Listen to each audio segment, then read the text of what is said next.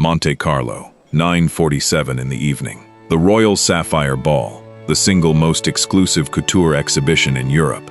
300 of the wealthiest people on the planet gathered inside a chandelier-lit ballroom, with marble floors polished so perfectly you could see your reflection staring back at you like a ghost. Fashion editors from Milan, Paris, New York, and Lagos sat in gilded chairs, whispering about one thing.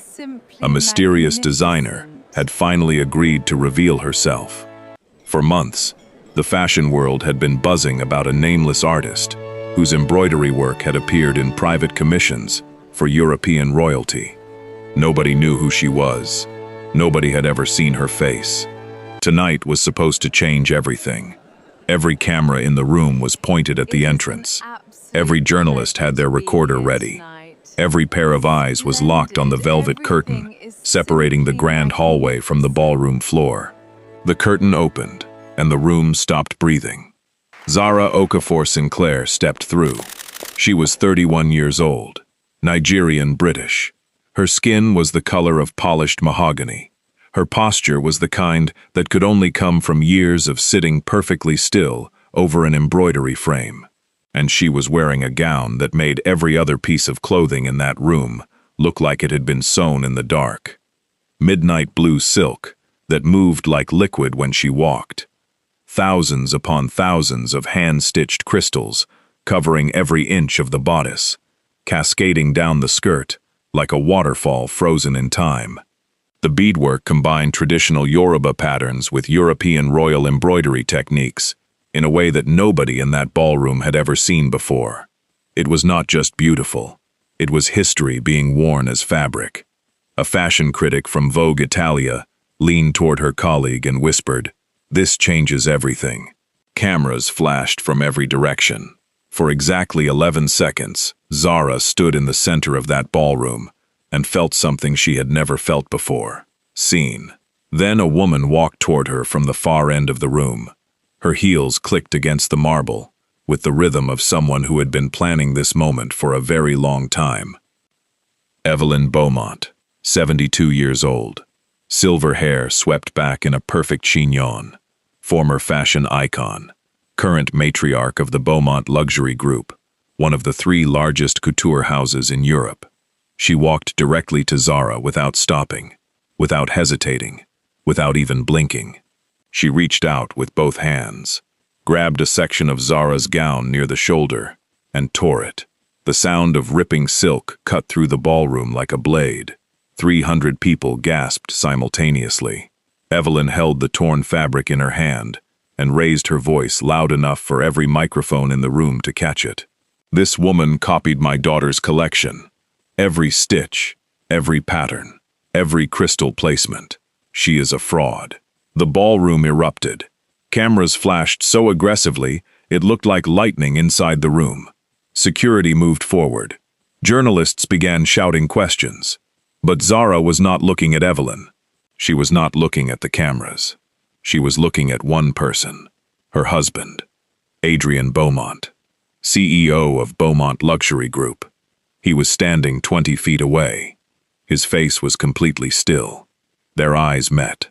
She waited for him to say something. Anything. He turned his back and walked away.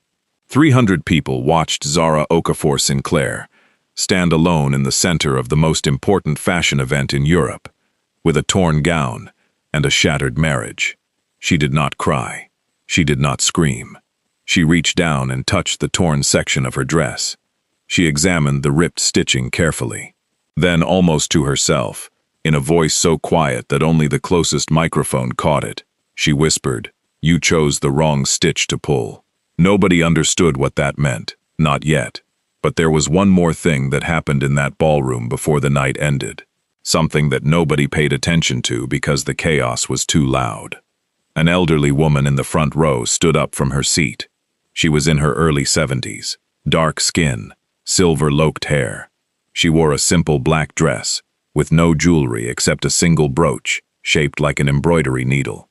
She stood, and she began to applaud, slowly, deliberately, alone. Nobody joined her. Nobody recognized her. She clapped 7 times. Then she sat back down. She looked at Zara, with an expression that was impossible to read. It might have been pride. It might have been grief. It might have been both at the same time. Who was this woman? Why did she stand when everyone else turned away? The answer to that question would take 6 months to arrive, and when it did, it would destroy everything the Beaumont family had spent 40 years building. If this is your first time on this channel, welcome to Afro-K Storyverse. We tell stories that stay with you long after the screen goes dark. If you are already part of this family, you know what we do here. Hit that subscribe button right now. Turn on the notification bell. Drop a like on this video before we go any further, because this story is about to take turns that you will not see coming. Trust me, you are not ready. Now let us go back.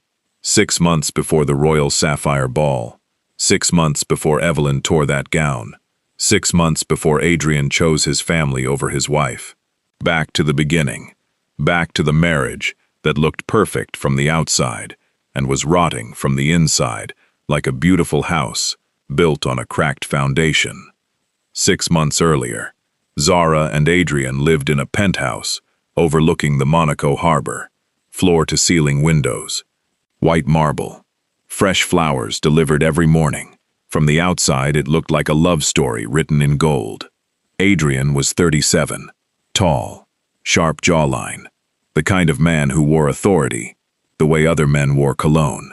He ran Beaumont Luxury Group with precision and coldness in equal measure. He had been raised by Evelyn to believe that emotions were a vulnerability, and that vulnerability destroyed empires. He had spent his entire life learning how to turn off his feelings, like a light switch. Zara was the opposite of everything the Beaumont family represented. She was quiet, patient. She could sit at an embroidery frame for 14 hours without moving. She cared about texture and thread count, the way other people cared about stock prices. She did not want fame. She did not want her name in magazines. She wanted to create things so beautiful that people would remember the work long after they forgot who made it. That was her only ambition. Adrian had married her because he genuinely admired her talent, at least in the beginning. He would stand in the doorway of her private studio and watch her work without saying anything. He once told her, "I have never seen anyone love something the way you love fabric." She believed him. She believed the admiration would grow into respect. She believed respect would grow into protection. She was wrong about all of it. The Beaumont family had 3 rules that nobody ever spoke out loud, but everyone understood. Rule 1. The Beaumont name came before everything. Before truth, before fairness, before love. Rule 2. Talent only mattered if it served the family brand. If your gift did not carry the Beaumont label, it did not exist. Rule 3. Outsiders could be useful, but they were never permanent. Zara broke all 3 rules simply by existing. She was talented in a way that made the family uncomfortable. She was an outsider who refused to disappear, and she loved Adrian in a way that had nothing to do with his last name. Evelyn recognized the threat immediately. Not the threat of Zara being dangerous, the threat of Zara being better. Better than Bianca, better than anyone the Beaumont name had ever produced.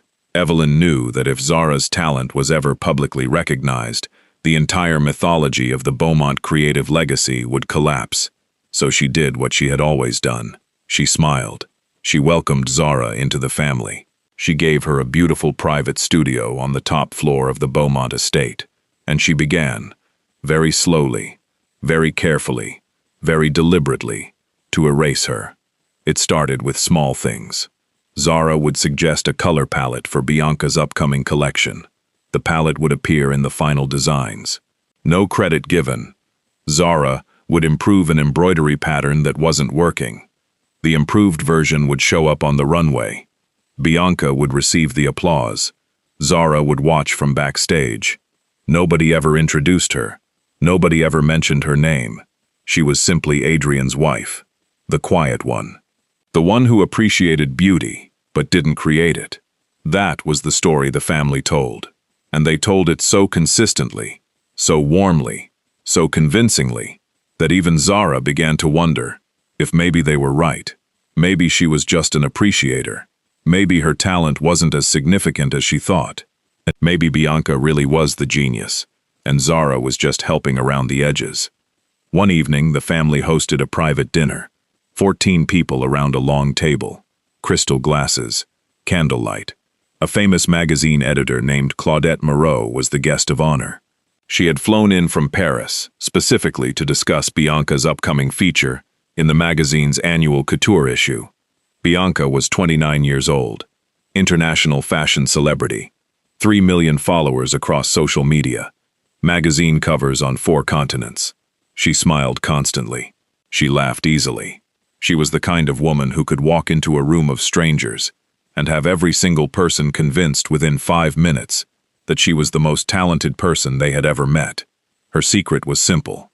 She had never designed a single original collection in her life. Every masterpiece that carried her name came from Zara's sketchbooks. Every fabric choice, every embroidery technique, every innovative combination of African textile traditions and European haute couture, all of it came from the woman sitting at the other end of the table, who nobody ever asked about. Claudette turned to Zara during the main course. She smiled warmly. "And you, darling, do you design it all?" Before Zara could open her mouth, Evelyn answered for her. Her voice was gentle, almost protective. Zara has always been more of an appreciator of beauty than a creator of it. She has a wonderful eye, though. Bianca often says Zara's feedback is invaluable. Evelyn smiled at Zara as she said it. The smile of a woman who had been destroying people with kindness for 50 years. Adrian was sitting directly across from Zara. He heard every word. He said nothing. Zara said nothing. But beneath the table, her right hand tightened around the embroidery needle she always carried in her pocket. She held it so hard, the tip pressed into her palm. She felt the sting.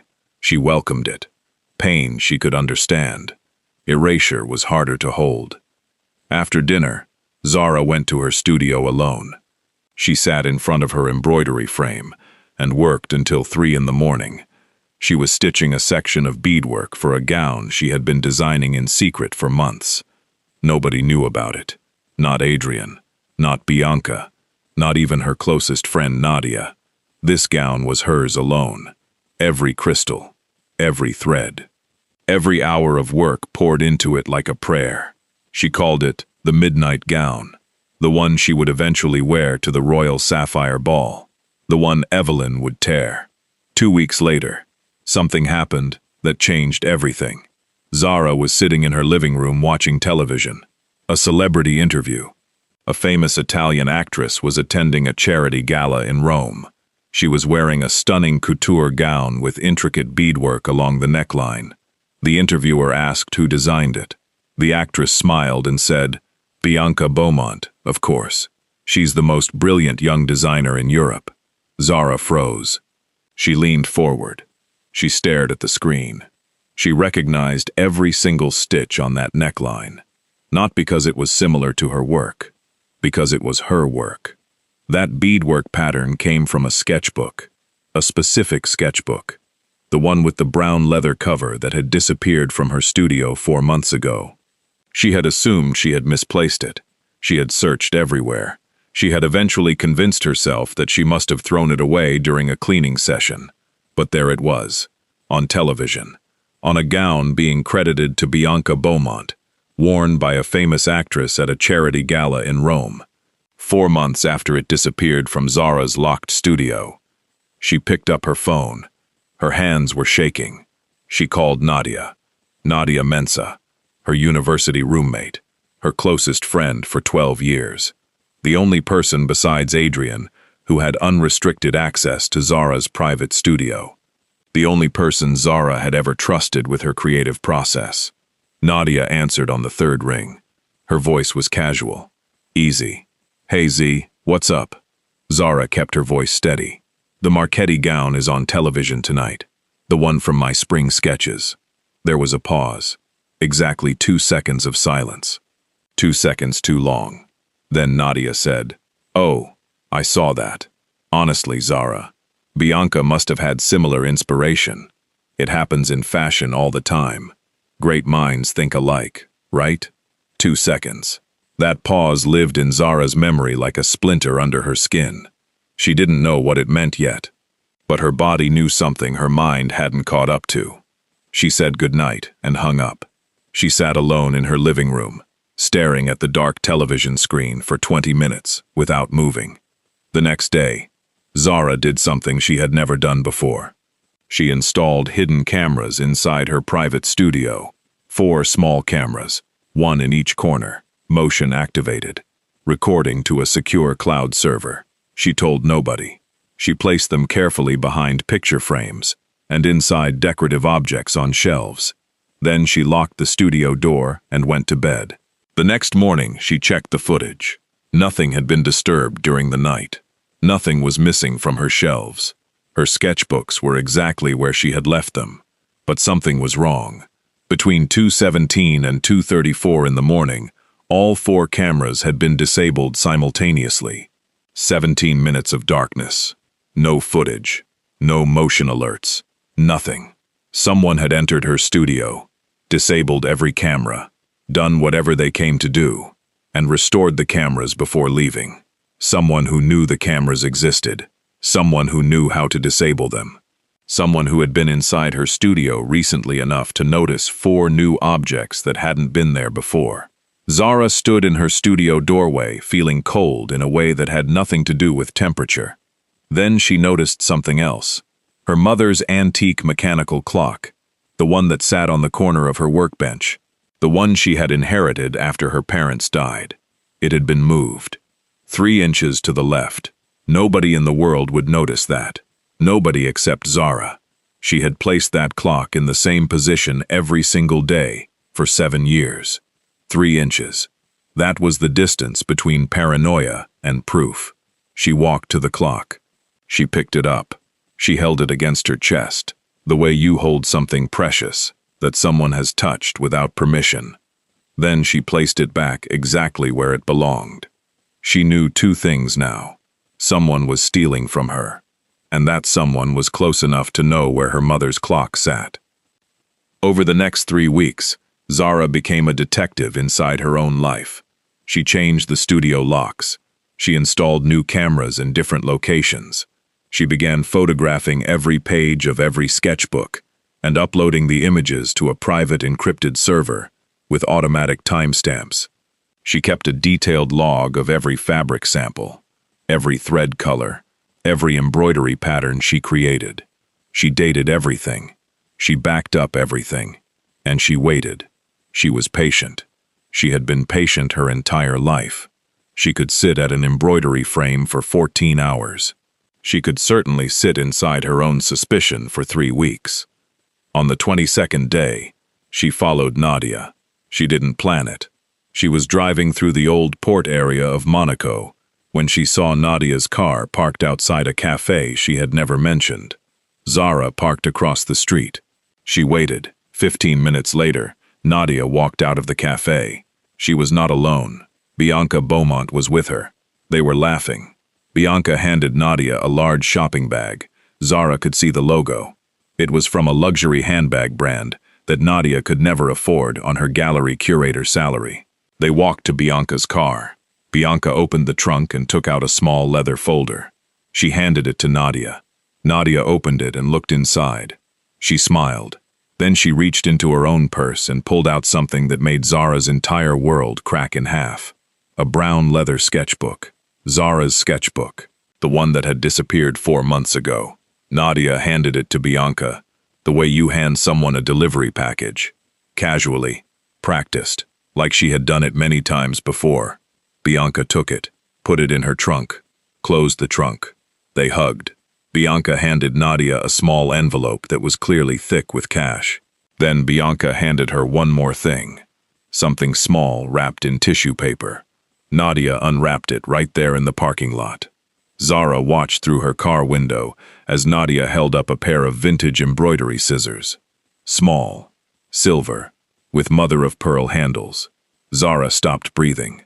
Those were her mother's scissors. Her mother's personal embroidery scissors. The ones Zara Okafor had used for 30 years. The ones Zara had inherited along with the clock. The ones that had disappeared from her studio 2 years ago. The ones Zara had mourned like losing a piece of her mother's hands. Nadia held them up to the sunlight and smiled at them, the way you smile at a prize you've won. Bianca smiled back. They clinked their coffee cups. Zara sat in her car, with her hands on the steering wheel, and her vision blurring with tears she refused to let fall. 12 years of friendship. 12 years of trust. 12 years of sharing everything. Her dreams, her fears, her creative process, her grief after losing her parents, her loneliness inside the Beaumont family. Everything she had ever shared with Nadia was now currency. Every secret was a transaction. Every vulnerability was a receipt. Nadia hadn't just stolen designs. She had stolen the scissors that once belonged to a dead woman's hands. She had sold a piece of Zara's mother to the family that was already stealing her daughter's future. That evening, Zara confronted Adrian. She waited until they were alone in their penthouse. She placed printed screenshots on the kitchen counter, photographs of her original sketches with timestamps showing they were created months before Bianca's collections appeared. She placed her log beside them. She placed the camera footage showing the 17-minute blackout. Then she told him everything, calmly, clearly, without tears.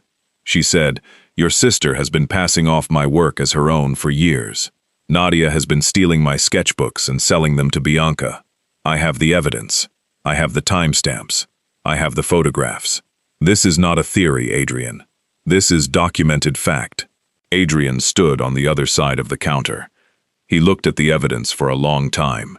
He picked up one of the screenshots. He studied it. Then he set it down. And he said the words that ended their marriage, 3 months before the divorce papers arrived. "Bianca has been designing since she was a teenager. She went to the best fashion schools in Europe. She has a natural eye. I understand that some patterns might look similar, Zara, but that doesn't mean she stole from you." Zara stared at him. "Adrian, the timestamps prove. Timestamps can be manipulated. You know that. The cameras were disabled. Someone broke into my studio. You're under a lot of stress. I've been worried about you. Maybe we should talk to someone, a professional. You think I'm imagining this. I think you're talented, and you're frustrated that your talent hasn't been recognized the way you want it to be. And I think that frustration is making you see things that aren't there." He said it gently. That was the worst part. He said it with the tone of a man who genuinely believed he was being compassionate. He was choosing his family, not with anger, not with cruelty. With the quiet certainty of a man who had been trained since birth to believe that the Beaumont name could never be wrong. Zara gathered her evidence from the counter. She held the papers against her chest. She looked at him one more time, searching his face for something. Doubt, curiosity. The faintest trace of the man who once stood in her studio doorway and said, "I have never seen anyone love something the way you love fabric." She found nothing. Just the polished, controlled expression of a CEO managing an inconvenient conversation. She went to her studio. She locked the door. She sat at her embroidery frame. She did not cry. She worked, stitching the midnight gown with hands that refused to shake. That same evening, something happened that Zara never saw. Adrian waited until she was locked in her studio. Then he picked up his phone and called Bianca. The conversation was short. "She knows about the sketchbooks." Silence on the other end. "I handled it." More silence.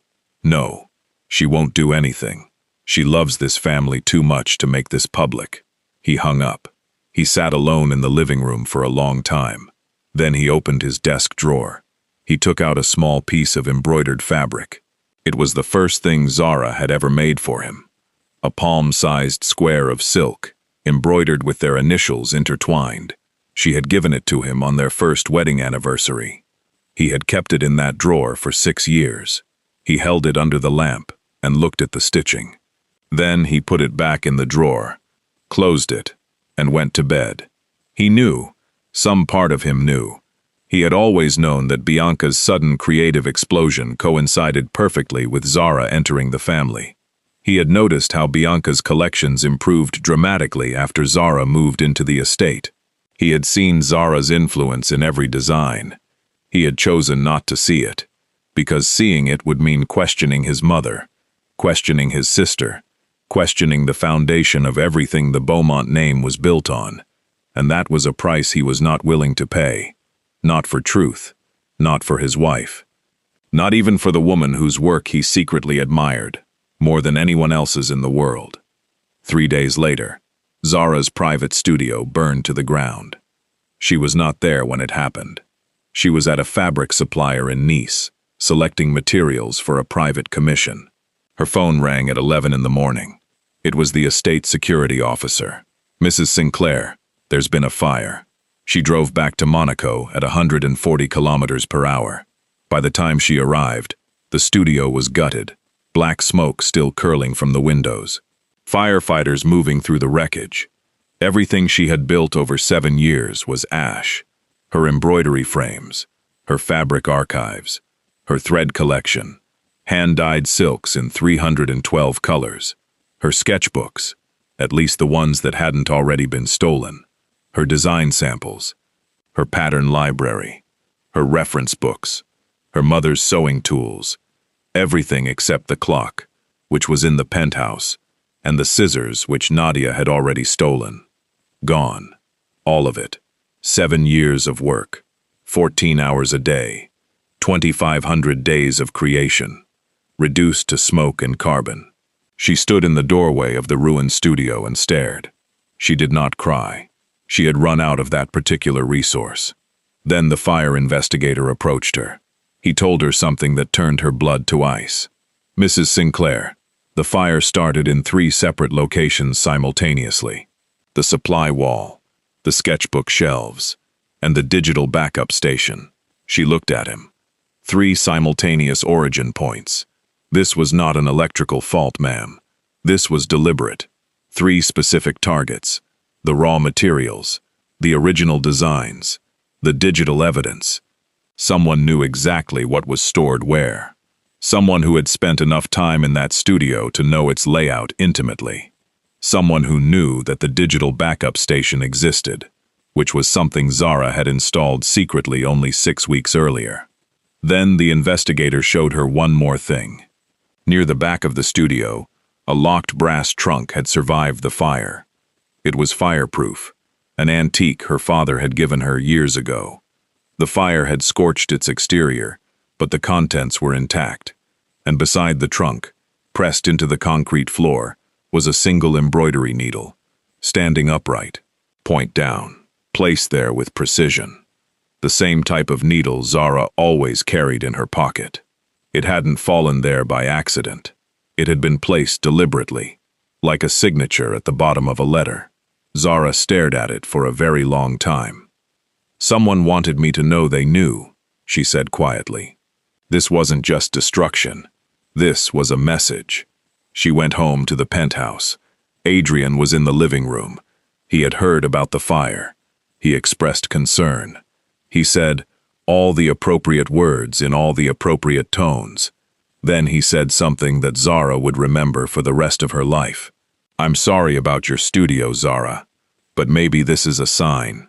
Maybe it's time to let go of the design work and focus on other things. We have a beautiful life. You don't need to work." She looked at him the way you look at someone you suddenly realize you have never actually known. "You think my work is something I can just let go of. I think you're making yourself miserable, holding on to something that was always more of a hobby than a career." A hobby. I didn't mean it like, you know what the difference is between a hobby and a life's work, Adrian?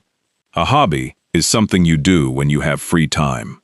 A life's work is something you do when you have no time left. When the world has taken everything from you, and the only thing that gets you out of bed is the sound of thread pulling through fabric. She picked up her mother's clock from the shelf. "Someone burned my studio. Someone is stealing my designs. Someone is selling my sketchbooks to your sister, and you are standing in our kitchen, calling it a hobby." He said nothing. She turned and walked toward the bedroom. At the doorway, she stopped. She did not turn around. "I want to ask you something, Adrian, and I want you to think very carefully before you answer. If it turned out that everything I told you was true, that Bianca stole my work, that Nadia sold my designs, that your mother orchestrated all of it, would you choose me, or would you choose them?" Silence. 5 seconds. 10 seconds. 15 seconds. She nodded slowly. "That's what I thought." She walked into the bedroom and closed the door. 2 weeks later, Evelyn Beaumont presented divorce papers. They were drawn up by the Beaumont family's private legal team. The terms were precise. Zara would receive a modest financial settlement. She would sign a non-disclosure agreement, preventing her from ever publicly discussing the Beaumont family's creative process. She would surrender any claim to designs created during her time at the Beaumont estate. She would leave Monaco within 30 days. Evelyn delivered the papers personally. She sat across from Zara at the dining table with 2 cups of tea between them, as though they were having a pleasant afternoon chat. "I want you to know this isn't personal," Evelyn said. "Adrian is simply not happy, and I believe you're not happy either. Sometimes the kindest thing is to let each other go." Zara looked at the papers. She looked at Evelyn. She picked up a pen. She signed every page without reading them. She didn't need to read them. She knew exactly what the Beaumont family wanted. They wanted her silence. They wanted her designs. They wanted her gone. She signed because fighting them in court would take years and resources she didn't have. She signed because every day she spent in that penthouse was a day she spent being erased. She signed because she had already lost everything except herself. And she was not going to lose that too. Adrian came home that evening. He saw the signed papers on the counter. He picked them up. He signed them immediately, without hesitation, without asking if she was sure, without looking at her. He signed them the way he signed business contracts, quickly, efficiently, with the practiced hand of a man who had been trained to close deals without emotional interference. Zara stood in the kitchen doorway, watching him sign. When he was finished, she said quietly, "I hope one day you learn what you actually married." Then she turned and walked out of the penthouse for the last time. Behind her, Evelyn watched from the hallway. Her expression was completely unreadable. Then very quietly, almost to herself, she whispered. Her mother walked out of a room exactly like that once. Nobody heard it, but it hung in the air like smoke from a fire that was still burning. Zara checked into a small hotel near the old port. She had her mother's clock. She had the clothes she was wearing. She had the fireproof trunk from the studio. And she had nothing else. She sat on the edge of the hotel bed and stared at the wall for 3 hours. Then she went to the bathroom and vomited. She thought it was stress. She thought it was grief. She thought it was her body finally catching up to everything her mind had been processing for weeks. 3 days later, she went to a doctor. The doctor ran tests. The doctor came back with results that changed every single calculation Zara had made about her future. She was pregnant. 7 weeks. The baby was Adrian's. She sat in the doctor's office with the test results in her hands and made a decision that she would never reverse. Adrian would not know. Not because she wanted revenge, not because she wanted to punish him, because she had watched the Beaumont family consume her talent, her identity, her confidence, her marriage, and her life's work. She was not going to let them consume her child. This baby would grow up knowing its mother's name, not the Beaumont name, the Okafor name. She folded the test results and placed them in her pocket beside her embroidery needle. That night, she opened the fireproof trunk for the first time since the fire.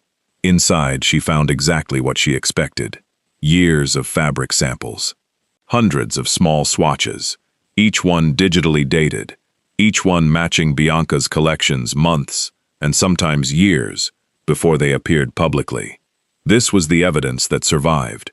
Not designs, not sketches, but the raw DNA of every collection Bianca had ever claimed as her own.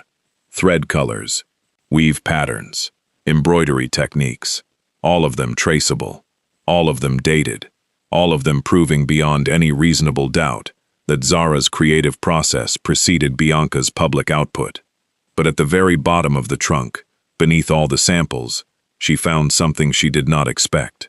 An old leather portfolio, worn at the edges.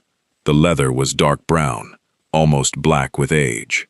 On the cover, embossed in faded gold lettering, were 3 initials, ABM. Zara didn't recognize them. She opened the portfolio carefully. Inside were original couture sketches, hand-drawn in pencil and ink on heavy cream paper. They were extraordinary, the kind of work that showed not just technical skill, but an almost supernatural understanding of how fabric moves on a human body. In the corner of each sketch, in handwriting Zara had never seen before, was a dedication. For E. She stared at these sketches for a long time. She had no idea who ABM was. She had no idea why this portfolio was in her father's fireproof trunk. She had no idea what 4E meant. But the name on the portfolio tugged at something in the back of her mind. Mensa. ABM. The last initial was M. Mensa. Where had she heard that name before? She closed the portfolio. She placed it carefully on the hotel desk. She lay down on the bed with her hand on her stomach. And for the first time in weeks, she slept. Now I need to pause this story for just a moment. If you have been watching this far, you already know this is not a simple story about stolen designs. Something much bigger is hiding beneath the surface. Something that connects Zara's mother to the Beaumont family in ways that nobody has been willing to talk about for 40 years. If you want to find out what that connection is, you need to stay until the end. But first, do me a favor. If this story has you hooked, hit the like button right now. Drop a comment telling me what you think Evelyn's secret is. And if you haven't subscribed to Afro-K Storyverse yet, this is your sign. We are just getting started. 3 weeks after the divorce, a man appeared at Zara's hotel. She had not called him. She had not contacted anyone from her past life. He simply arrived. His name was Elias Kwan, 68 years old, Korean Ghanaian, owner of Europe's largest luxury auction house. Quiet, precise, the kind of man who could appraise a diamond in 7 seconds and tell you not just its value, but the mine it came from and the year it was cut. He was also an old friend of Zara's late father, Zara Okafor. They had met 30 years ago at a textile exhibition in Accra. Elias had never forgotten Emeka's genius with fabric. When Emeka died, Elias had promised himself he would watch over Emeka's daughter. He had been watching from a distance for years, watching her marry into the Beaumont family, watching her talent being consumed, watching her name being erased. He had not intervened because he believed in a principle that most people found infuriating. He believed that genuine talent could not be destroyed, only delayed. He sat across from Zara in the hotel lobby. He ordered tea for both of them. He looked at her with the calm patience of a man who had been waiting for this exact moment. "I heard about the fire," he said. Zara said nothing. "I heard about the divorce." Zara said nothing. "I heard that Bianca is presenting a new collection next month, using techniques that have been in your family for 2 generations. Zara's jaw tightened. "How do you know about my family's techniques?" Elias took a slow sip of tea. "Because I watched your father develop them, and your mother perfect them. Your father used to say that the Beaumonts had a particular gift for recognizing talent they didn't possess." Zara stared at him. "What does that mean?" "It means they've done this before, a long time ago, to someone very close to you." "Who?" Elias set his teacup down. "Ask the Beaumonts about Monaco in 1983. He reached into his coat pocket and placed a business card on the table. On the back, he had written an address. "This is the address of a workshop I own, near the old town. It's empty. It has some old sewing machines. I know 3 retired tailors who would come out of retirement for the right reason. I'm not offering you money, Zara. I'm not offering you rescue. I'm offering you 1 empty room and the chance to prove something." "Prove what?" that the world still remembers real craftsmanship. He stood up. He buttoned his coat. He paused at the doorway. Your father was the most talented textile artist I ever met. Your mother was the finest embroiderer of her generation. And you are better than both of them. I knew that the first time I saw your stitching at your father's memorial. He walked out. Zara sat alone in the lobby, holding the business card. She turned it over in her hands. She looked at the address. Then she picked up her mother's clock, her trunk, and her embroidery needle, and she walked to the old town. The workshop was exactly as Elias had described. Empty. Dusty. 3 vintage sewing machines that looked like they remembered better days. A long wooden work table scarred with decades of use. A single window facing east that filled the room with morning light. It was the most beautiful space Zara had ever seen. She set her trunk in the corner. She placed her mother's clock on the work table. She pulled the embroidery needle from her pocket, and she began. The 3 retired tailors arrived within the week. Claude, 71, formerly of Dior. Marie, 68, formerly of Givenchy. And Solomon, 64, a master tailor from Lagos, who had trained under Zara's own father before moving to Europe. They didn't come for money. Elias didn't offer any. They came because they heard that Emeka Okafor's daughter was building something from nothing. And in the world of true craftsmanship, that story travels faster than any headline. Zara taught them her techniques. They taught her theirs. She spent her mornings designing, her afternoons cutting and stitching, her evenings training 2 young apprentices who showed up without being asked. She repaired vintage gowns for elderly clients in the neighborhood. She designed wedding dresses for ordinary women who could never afford haute couture, but deserved to feel extraordinary on the most important day of their lives. She altered suits. She mended hems. She did the kind of quiet, unglamorous work that builds a reputation not through spectacle, but through word of mouth. One bride told her sister.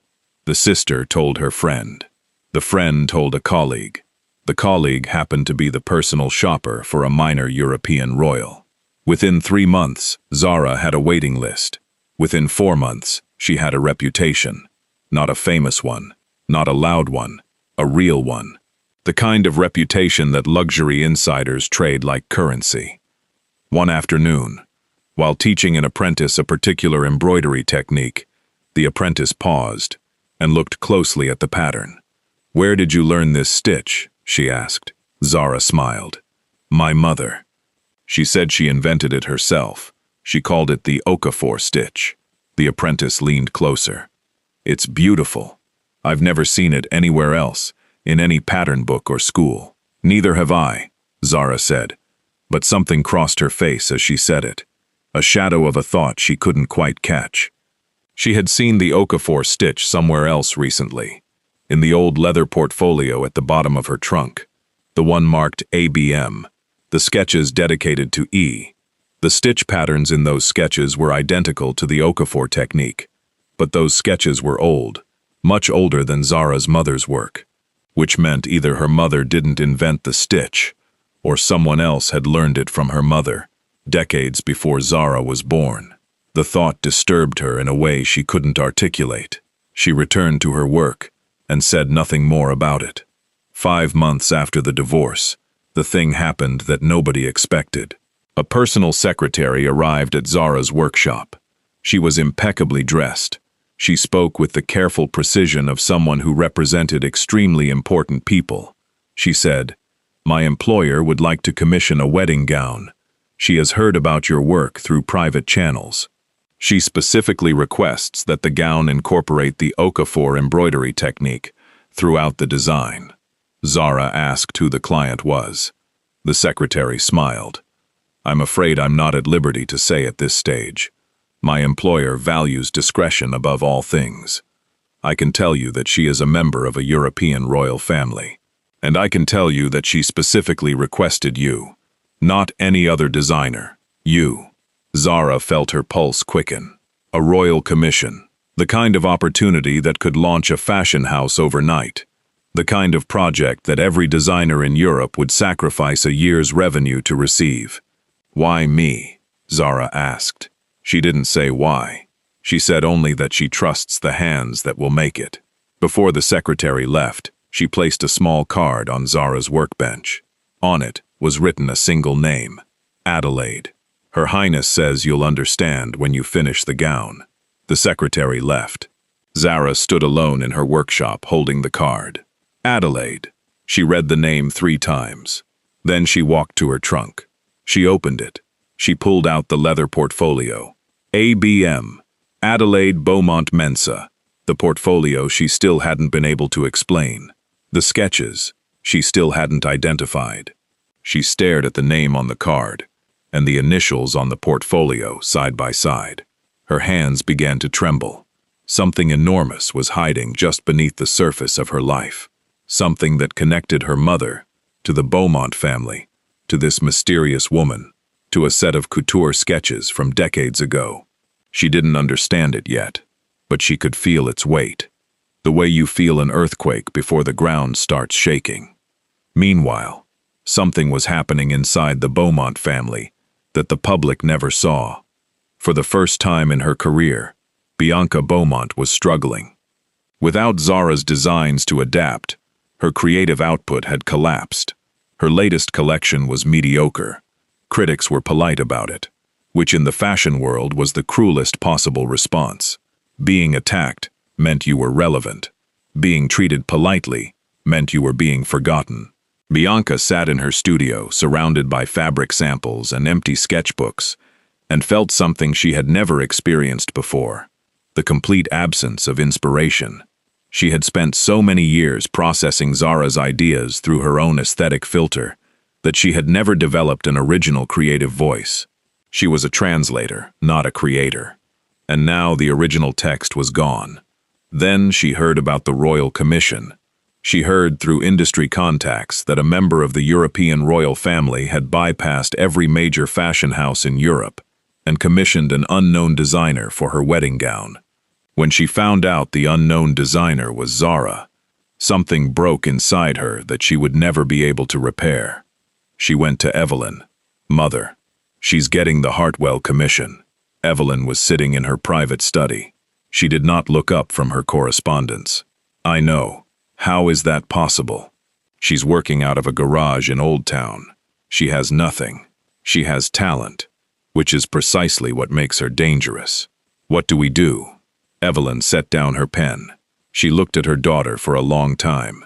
Her expression was the kind of calm that conceals calculation, the way water conceals depth. "We do what we have always done. We take what we need." Bianca understood.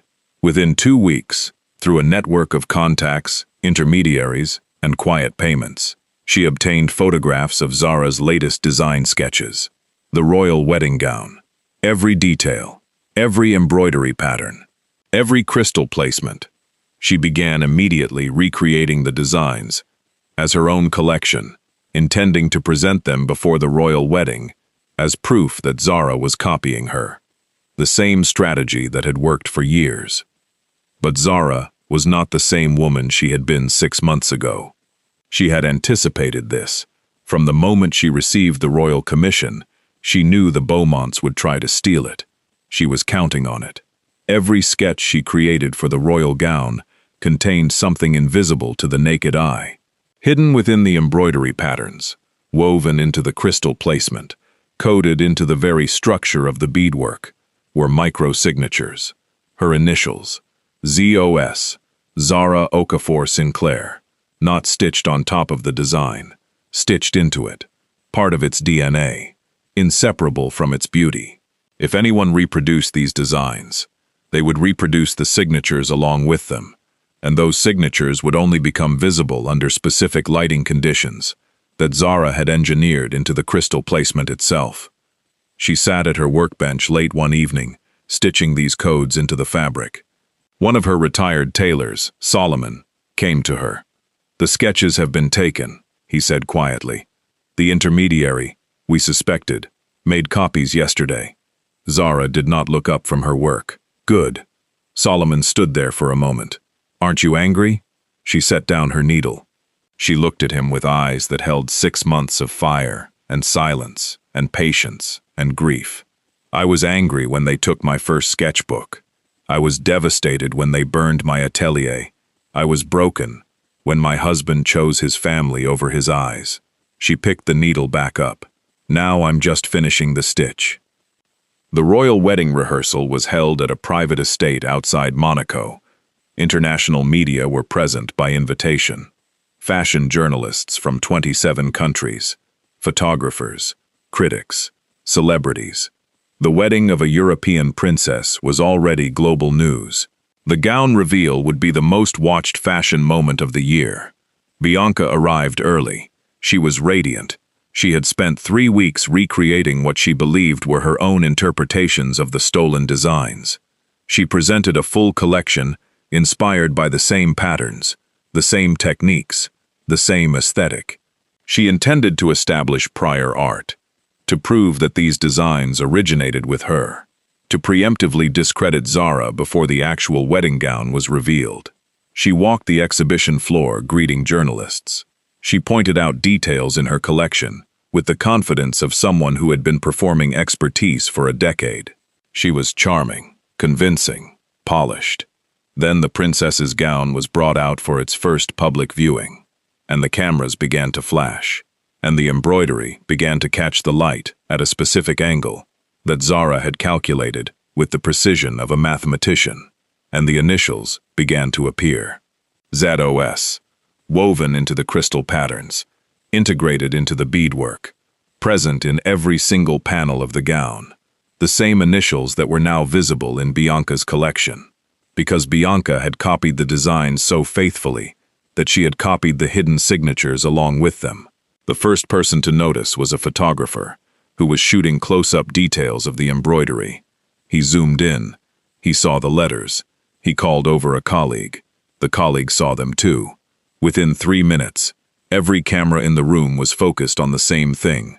ZOS, in the princess's gown, in Bianca's collection, in every single piece that Bianca had presented as her own original work, the initials of a woman who was not Bianca Beaumont.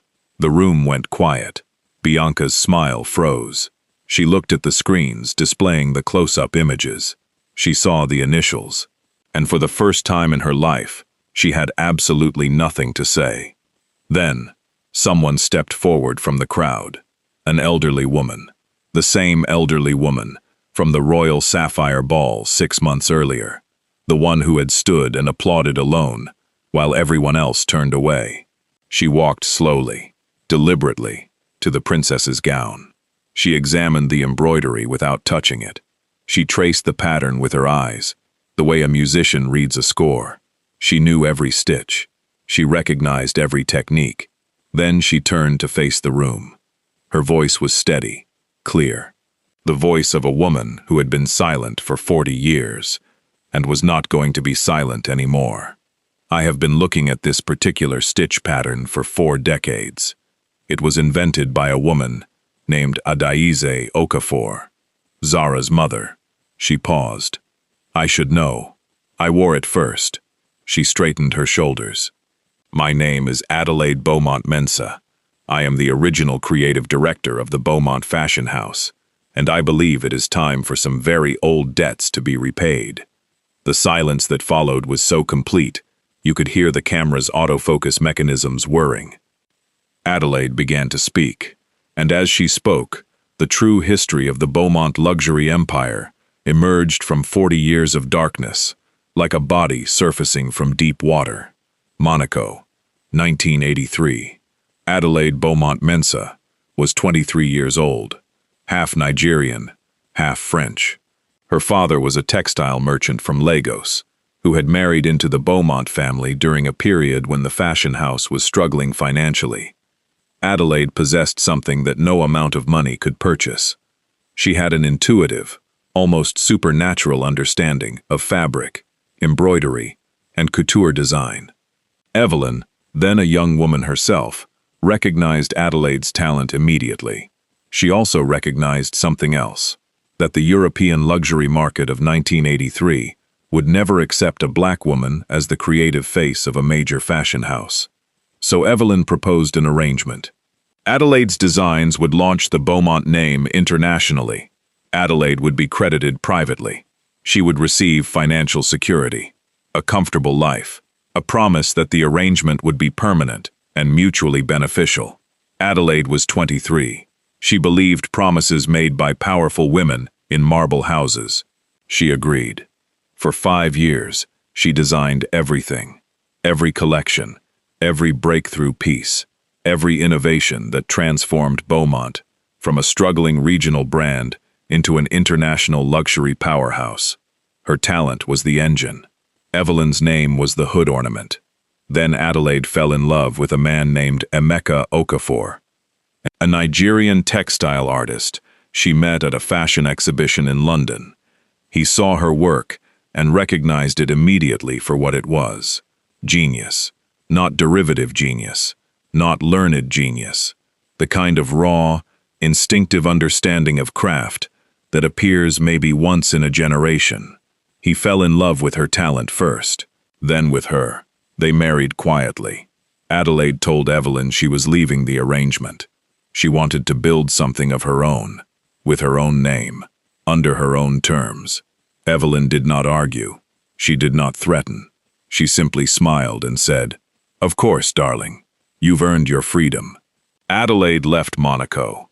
She took nothing except a leather portfolio of her original work. She and Emeka built a small studio in London. They were happy. They were creative. They had a daughter they named Zara, and for 20 years, they lived quietly, building a life of genuine craftsmanship, far from the spotlight. They never knew that Evelyn had continued using Adelaide's design language as the foundation for every Beaumont collection that followed. They never knew that the patterns, techniques, and innovations Adelaide had created were still being marketed as Beaumont originals 2 decades later. They never knew, because they never looked back. Adelaide had been raised to believe that leaving meant leaving, that the past stayed where you put it. But Evelyn never forgot. When Zara's talent began to emerge, Evelyn recognized the bloodline immediately. The same instinctive genius, the same structural understanding of fabric that could not be taught or trained or purchased. The Okafor stitch appearing in Zara's early work, exactly as it had appeared in Adelaide's sketches 40 years earlier. Evelyn did not introduce Adrian to Zara by accident. She arranged it. She orchestrated the meeting at a charity gala. She ensured Adrian sat next to Zara at dinner. She subtly encouraged the relationship. She facilitated the courtship. She blessed the marriage. All of it was engineered, with the patient precision of a woman who had been planning this particular acquisition for years. The marriage was never about love. It was about harvesting the second generation of Okafor talent, the same way she had harvested the first. Only this time, she was smarter. This time, she didn't make an arrangement. She made a family, because family was harder to leave than a contract. But Evelyn made one mistake. She did not know that Adelaide was still alive. She did not know that Adelaide had kept records, and she did not know that Adelaide had spent the last 5 years watching from a distance, waiting for the right moment to step back into the light. The leather portfolio in the fireproof trunk had been placed there by Adelaide herself, years earlier, through Elias. The same Elias who had been Emeka's friend. The same Elias who had promised to watch over Zara. The same Elias who told Zara to ask about Monaco in 1983. Adelaide had orchestrated the royal commission. The princess was her goddaughter. Adelaide had chosen the commission specifically because it would force Bianca to steal one final time, and this time, the theft would be visible to the entire world. The coded embroidery was Zara's idea. The trap was Adelaide's. Mother and daughter, working together, without ever being in the same room, had constructed a revelation that could not be denied, dismissed, or explained away.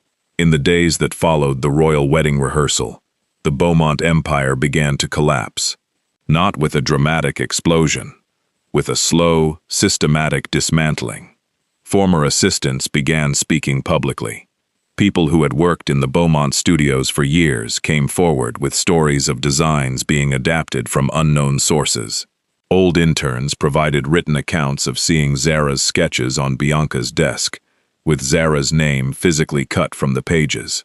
Fabric suppliers revealed purchase records, showing that materials for Bianca's collections were consistently ordered by Zara's accounts, using Zara's specifications, weeks before Bianca claimed to have begun the design process. Magazine editors admitted, some publicly and some privately, that Zara had been photographed in Bianca's studio on multiple occasions, but cropped out of every published feature.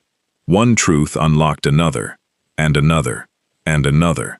The weight of 40 years of theft, erasure, and exploitation became public knowledge in the space of 14 days. 3 fashion houses that had collaborated with Beaumont Luxury Group filed intellectual property lawsuits, not against Bianca personally, against the company, against the structure that had enabled the theft, against the systems that had profited from it. The Beaumont Board of Directors convened an emergency session. They reviewed the evidence. They reviewed the public response. They reviewed the financial projections for a brand now synonymous with creative theft. They removed Adrian as CEO, not because they suddenly discovered ethics, because his judgment was now publicly compromised, because the brand was hemorrhaging value, because the stock price had dropped 23% in 2 weeks, because advertisers were pulling contracts, because retailers were canceling orders, because the fashion world, for all its superficiality, has a long memory and an absolute intolerance for being made to look foolish. Adrian sat alone in his empty office on the day of his removal. The desk was cleared. The shelves were bare. He opened the single drawer he had not yet emptied. He took out the embroidery sample, the palm-sized square of silk, their intertwined initials. He held it for a very long time. Then he picked up his phone. He did not call Zara. He called his own lawyer. "I want to make a full statement. Everything I know. Everything I should have questioned years ago, even if it makes things worse for me." His lawyer was silent for a moment. "Adrian, that statement will effectively end any remaining legal protections you have. I know. It may result in personal liability. I know that too. Why are you doing this?" Adrian looked at the embroidery sample in his hand. "Because my wife once asked me if I would choose her over my family, and I said nothing. This is the only way I know how to answer that question now." He made the statement. It was detailed. It was comprehensive. It was devastating to his own family. It confirmed patterns of creative theft going back decades. It described conversations he had overheard, decisions he had witnessed, evidence he had ignored. It was not an apology to Zara. An apology would have been insufficient and self-serving. It was an act of accountable testimony that benefited her case, without seeking her forgiveness. He did not deserve her forgiveness. He knew that. The public knew that. But the statement earned him a small measure of restored honesty, which, in the end, was the most he could claim. Nadia Mensah tried to disappear. She booked a flight to London under a different name. She made it as far as the departure gate. 2 people were waiting for her, Elias and Adelaide. Adelaide looked at her for a long moment. Her expression held no anger, only a deep, exhausted sadness. The sadness of a woman who had watched this particular species of betrayal operate across 2 generations. "You sold my daughter's dreams to people who never deserved them," Adelaide said quietly. She paused. "I know what that feels like from the other side." She reached into her handbag and produced a single envelope. Inside was documentation of every financial transaction Nadia had received from Bianca: bank transfers, cash payments, luxury goods, apartment leases, travel expenses, every receipt for every piece of Zara's life that Nadia had converted into personal profit. "The choice of what to do with this is yours," Adelaide said. "But the fashion world is very small, and it has a very long memory." She turned and walked away. Elias followed without saying a word. Nadia sat alone at the gate, holding the envelope. Her flight was called. She did not board it. She sat there for 3 hours. Then she left the airport. Nobody in the fashion industry saw her again. Monaco International Couture Week. 6 months after the Royal Sapphire Ball. 8 months after the divorce. 3 months after the royal wedding rehearsal that exposed everything. Zara debuted her own luxury house. She called it House of Okafor. Not House of Sinclair, not House of Beaumont. Okafor, her mother's name, her father's name, the name that had been stolen from, erased, cropped out, and burned. The name that survived all of it. The venue was intimate. 200 seats, invitation only, no corporate sponsors, no brand partnerships, no celebrity endorsements, just craftsmanship. The lights went down. The first model walked the runway, and the room understood immediately that they were witnessing something that could not be manufactured, purchased, or stolen. Every piece in the collection told a story. Fabrics sourced from Nigerian textile markets and European mills. Embroidery techniques that blended Yoruba beadwork traditions with French couture precision.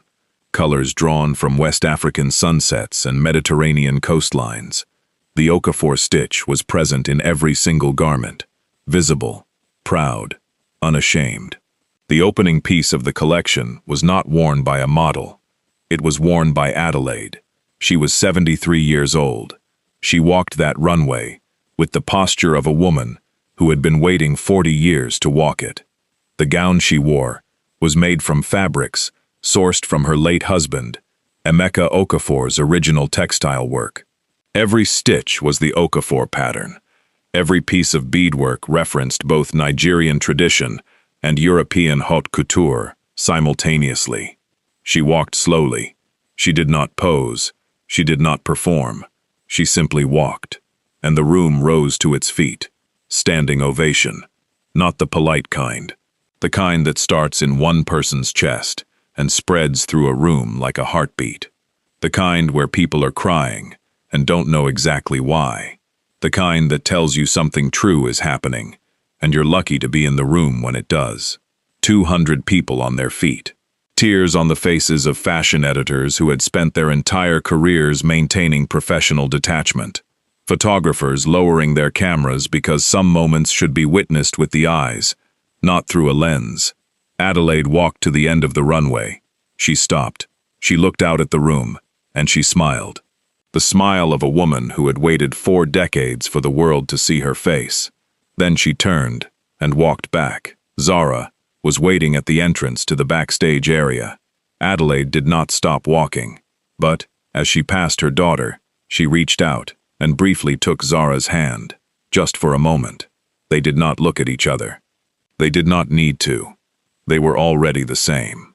The collection continued. 37 pieces, each one more breathtaking than the last. By the time the final model walked, luxury buyers from 12 countries were already competing for exclusive rights. 3 fashion houses offered collaborative partnerships. 2 museum curators requested pieces for permanent collections. One critic wrote in her live review, "House of Okafor did not debut tonight. It returned. After 40 years in exile, the most original creative voice in European couture has come home." After the show, Zara stood backstage. The chaos of success swirled around her. Assistants rushing, journalists requesting interviews, buyers leaving business cards. She stood still in the center of it, holding her embroidery needle between her fingers, feeling the weight of something she had almost forgotten existed. Peace. Then she heard his voice. "Zara." She turned. Adrian was standing at the edge of the backstage area. He looked different, thinner. The authority was gone from his posture. He looked like a man who had lost something so fundamental that his body didn't know how to carry itself anymore. He was holding a small square of silk, the embroidery sample, their initials. She recognized it immediately.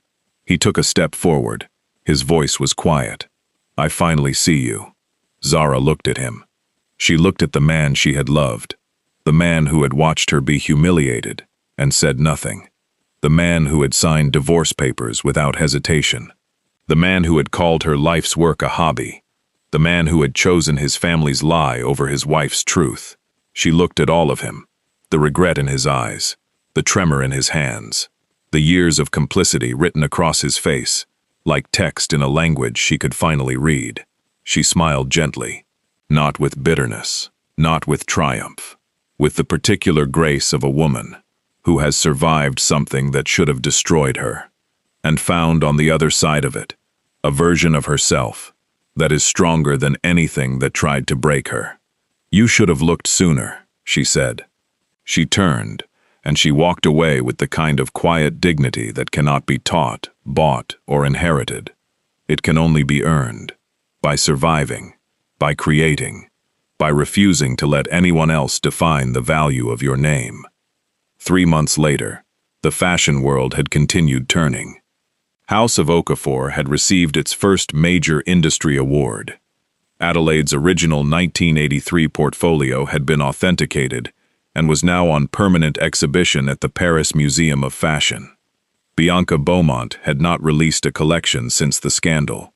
Her social media accounts were dark. Her magazine features had been quietly archived. She was 29 years old, and already a cautionary tale.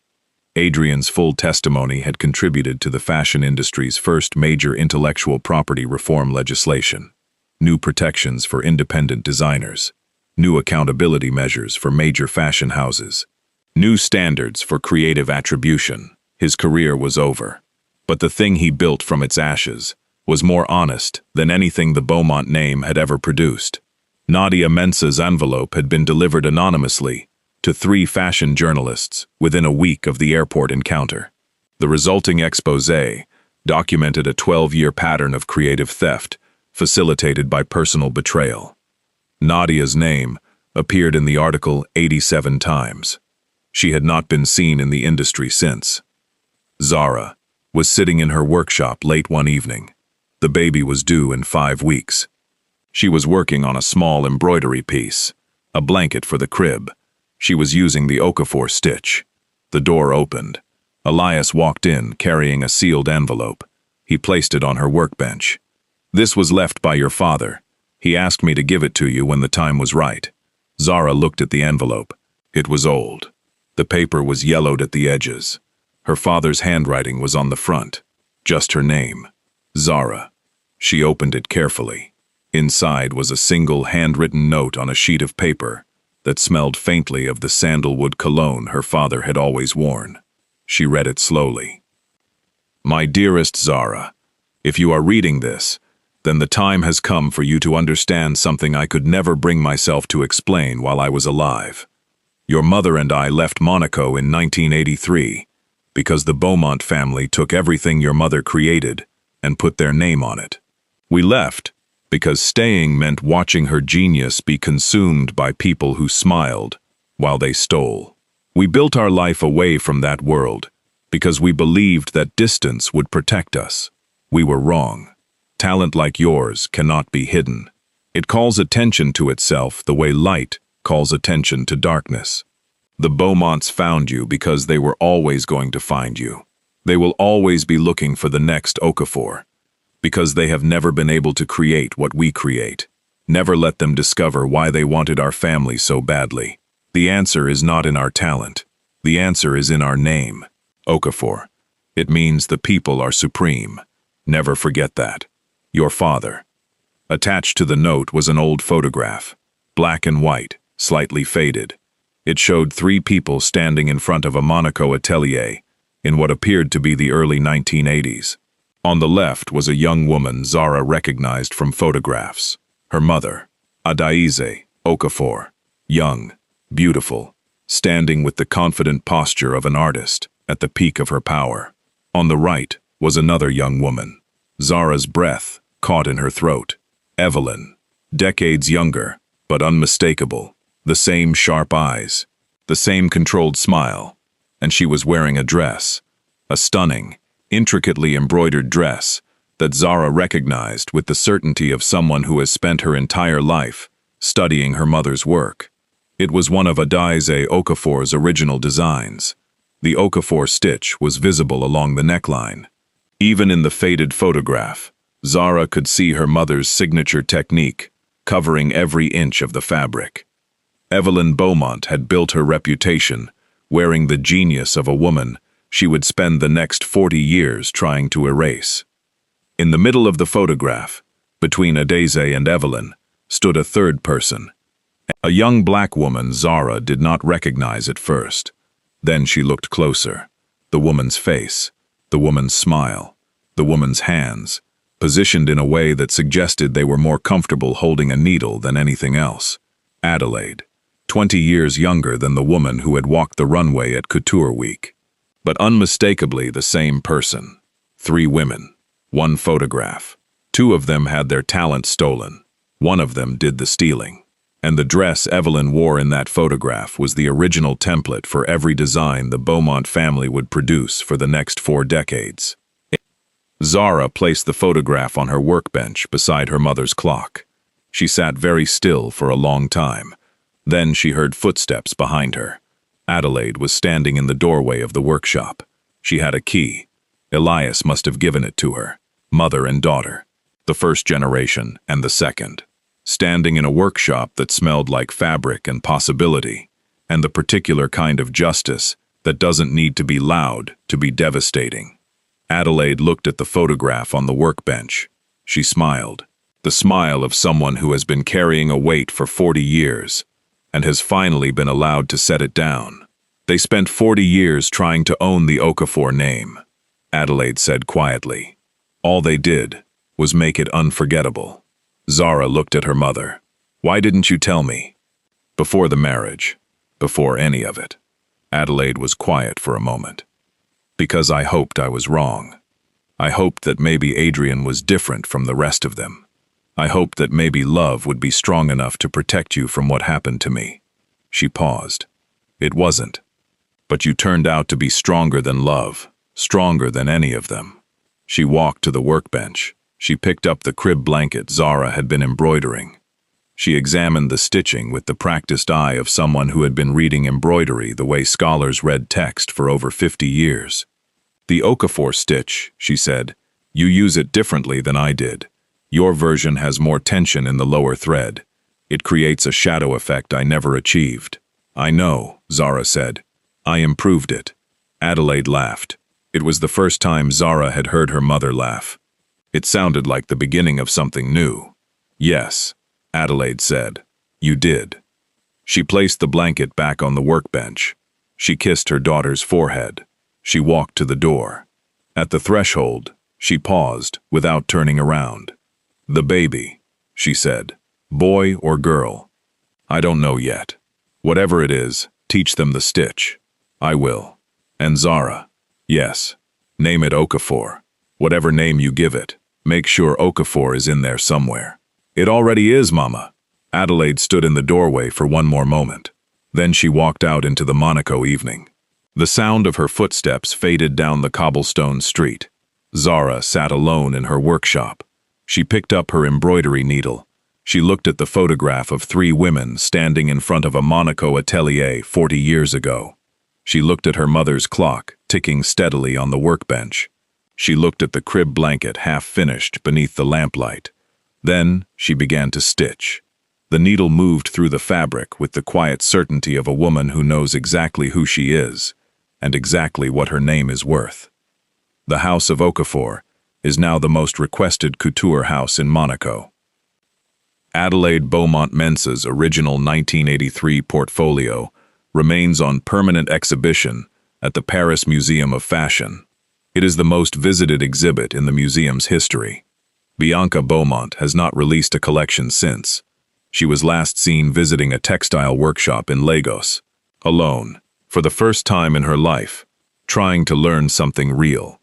Adrian Beaumont's testimony became the foundation of the European Fashion Integrity Act, the first legislation specifically designed to protect independent designers from creative theft by major houses.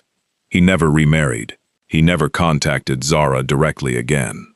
Once a year, on their former anniversary, a small package arrives at the House of Okafor workshop. Inside is always the same thing. A palm-sized square of silk, blank, unembroidered, waiting.